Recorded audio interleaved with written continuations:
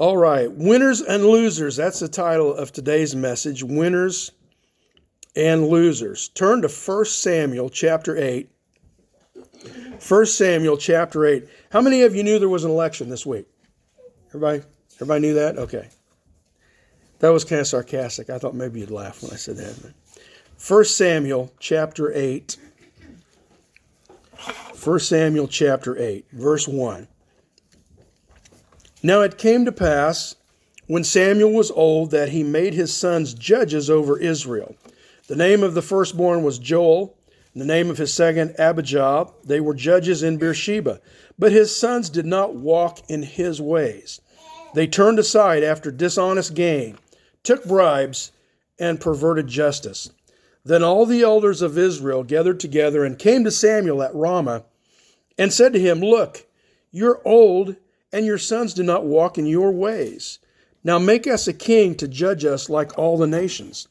But the thing displeased Samuel, and when they said, Give us a king to judge us. So Samuel prayed to the Lord, and the Lord said to Samuel, Heed the voice of the people in all that they say to you, for they have not rejected you, but they have rejected me, that I should not reign over them, according to all the works which they have done since the day that I brought them up out of Egypt, even to this day, with which they have forsaken me and served other gods. So they are doing to you also. Now therefore heed their voice. However, you shall solemnly forewarn them, and show them the behavior of the king who will reign over them. So Samuel told all the words of the Lord to the people who asked him for a king. And he said, This will be the behavior of the king who will reign over you. He will take your sons and appoint them for his own chariots to be his horsemen, and some will run before his chariots. He will appoint captains over his thousands and captains over his 50s.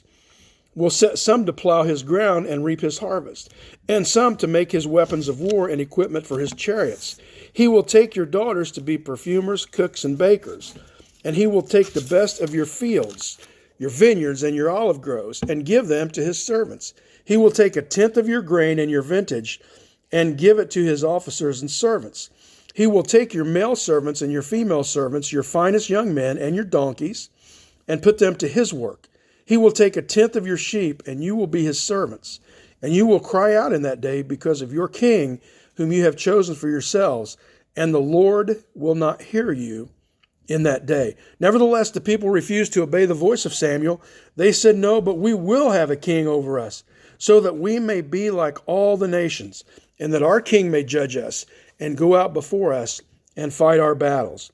And Samuel heard all the words of the people, and he repeated them in the hearing of the Lord. So the Lord said to Samuel, Heed their voice and make them a king. And Samuel said to the men of Israel, Every man go to his city. Sometimes God gives us what we ask for, even when he knows that it's not good for us. Okay? Well, the election is over. This election, like the last several, is hardly a mandate from the people. In the House and the Senate, the majority stayed about the same. But the people have spoken, and there are winners and there are losers. The Founding Fathers really had it right when they set this country up with the way they set it up with the 3 branches, so that in theory, no one branch can be more powerful than another, and we have a system of checks and balances. Our forefathers were amazing in how they set this up, and with setting up the Electoral College, which has come under criticism, but basically keeps the 5 or 6 most populous states from determining who's going to be president every election. But there are winners and losers. It's really a great pattern. It's too bad when the Founding Fathers were setting things up, they didn't cover things like gerrymandering, where whoever's in power makes the boundary lines for the voting areas to try to benefit themselves. And the Founding Fathers didn't talk about term limits, except there's only a term limit on one position. And what's that? President can only serve 2 terms, can only be elected to 2 terms. So the top guy in our country can only serve 2 terms, and that's if he is reelected. So here's the thing. In 2016, there were sore losers who cried that Russians had interfered with the election outcome. And in 2020, Already there are sore losers who are crying there was voter fraud and miscounting. Okay? And I will be so bold, I will be a prophet right now and make a prediction that 4 years from now, exactly the same thing will happen. Somebody will be really happy and the team that loses will cry foul. And you know, winners gloat and losers sulk, and it's the equivalent of blaming the ref or the umpire when you lose. You know, we were better than that other team, but the refs killed us. They made bad calls. The umpire, he was blind. He couldn't see anything. No, the refs didn't kill you. You missed too many shots and you let the other team score more than you, and you made too many bad passes. That's why you lost. Or you lost because you struck out all 4 times you were at bat and you didn't get a hit. And I've even heard band parents say, and now I'll use the Tony Antonelli line here, not in this church, but somewhere else. I've heard band parents say, well, those judges, our band was clearly the best. Those judges, they ripped us off. One of the biggest problems a lot of times is we take it too personal. And for Christians, we have to ask ourselves, do I take my politics more personal than I take my relationship with Jesus? I have to ask myself that question. Do I get more upset over politics than I do the fact that I have friends and family members that may not be saved? Okay? Last week, we talked about contempt. Do I have contempt for those who disagree with me over politics or faith or anything else? So getting back to what happened here at this time in Israel's history, David Guzik in his commentary, I really like this guy. I wish I were as smart as him. He said, you know, this passage where it says, when Samuel was old, he made his sons judges over Israel. He says that Samuel was one of the godliest men in the Bible, but this may not have been totally in line with God's will, because when God set up the judges, he appointed them, but it wasn't a thing where your descendants after you took over. Okay, we never have the pattern of judges being appointed by men or of the office of judge being passed from father to son. And so Samuel was not right to do this. Okay, I had never read that before. Samuel probably couldn't look objectively at his sons. He excused the sins in them that he saw in others. So the people of Israel observed that Samuel's sons were not necessarily godly men. They said to Samuel, look, your sons, okay, they're nice guys, but they don't follow God like you do. Give us a king. Give us a king. And the reason they wanted a king was wrong. What was the reason we read in there? Why did they want a king? Everybody else had a king. Every other nation had a king. We want a king too. Okay? We often get in trouble by wanting to be like the world when instead we should be transformed by the image of Jesus. Make for us a king. There was a difference between a king and a judge. A judge was a leader raised up by God, usually to meet a specific need in the time of Israel, in a time of crisis. And when the crisis was over, usually the judge went back to doing what he did before. A king not only held his office as long as he lived, but then he passed it on to his descendants. So, God's saying, okay, give them a king, but they need to understand this is going to go on. You can't change your mind. Can't change your mind. In his commentary, David Guzik points out that in Judges 8:23, the people tried to make Gideon king. The people wanted Gideon to be king, and he said, I will not rule over you, neither shall my son rule over you. The Lord will rule over you. Gideon had the insight that we don't need a king. We just need God. We need to follow him. So God said to Samuel, heed the voice of the people. And remember, Samuel, don't take it personal. They have rejected me. They have not rejected you. They've rejected me. They've rejected me. And God allowed this not because their request was right, but because God would use this to teach Israel. Okay, I'm going to give them what they want, and then they will learn lessons, hopefully learn lessons from this. God wanted the people to fully lean on him and trust him. They decided they didn't want to follow God's way, even after all that he'd done for them. He didn't want them to follow an ungodly king. And then God said to Samuel, you need to tell the people that just having a king, he's not just going to sit there and you're going to look at him and admire him and say, what a great king we have. No, there's going to be a cost. There's going to be a cost to having a king. He will take and take. He will collect taxes. He's going to require your sons to work for him, some in his fields, some in his vineyards, some in his working for his chariots, taking care of his horses. He's going to draft some to be in his army.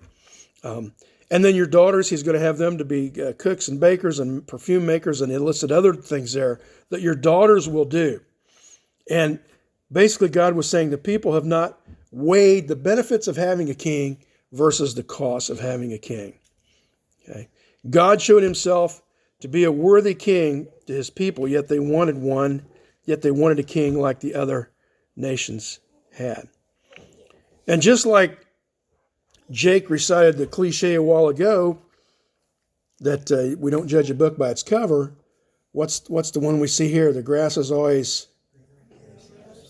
Man, they've got a king. Look at these countries around us all have kings. Look how great they are. God wanted them to know a king would also bring other problems. They should carefully count the cost.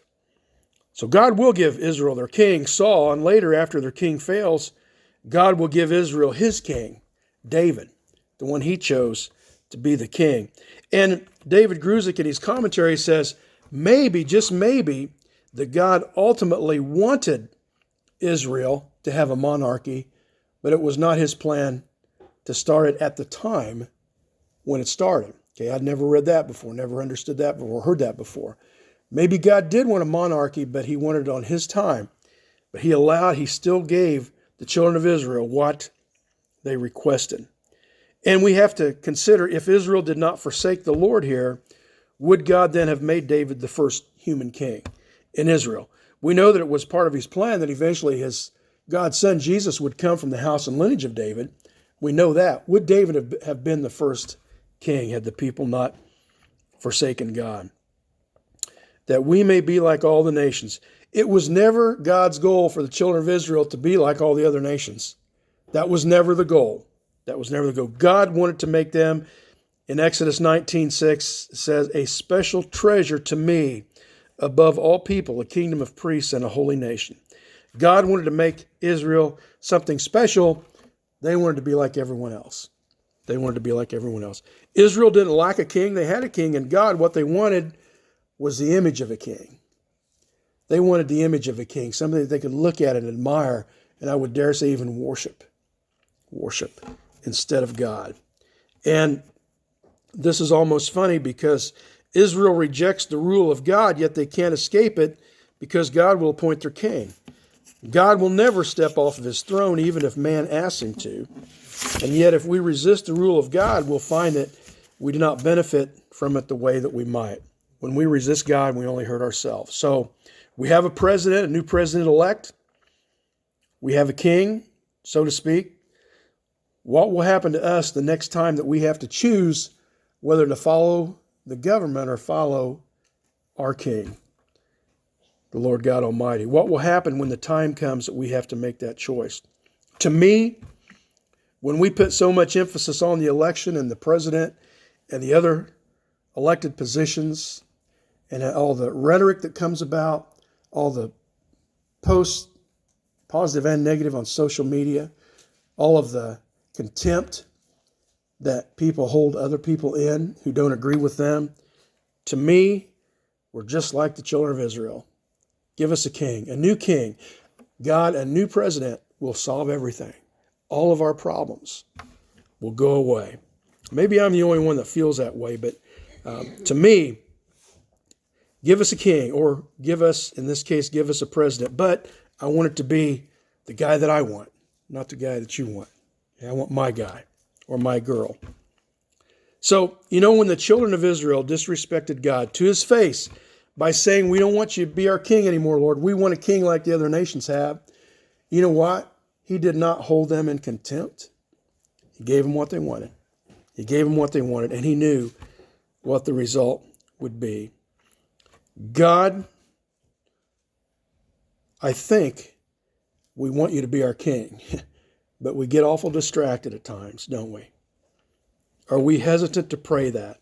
What a good prayer to pray every day. God, I choose you to be my king. So, that being said, the question for us as believers is, where do we go? Where do we go from here? where do we go from here? Susan, would you come? And we're going to have a couple verses of a closing hymn. And I just encourage you to pray for our country. You know, put the politics aside and pray for our country. Pray for peace and pray for unity.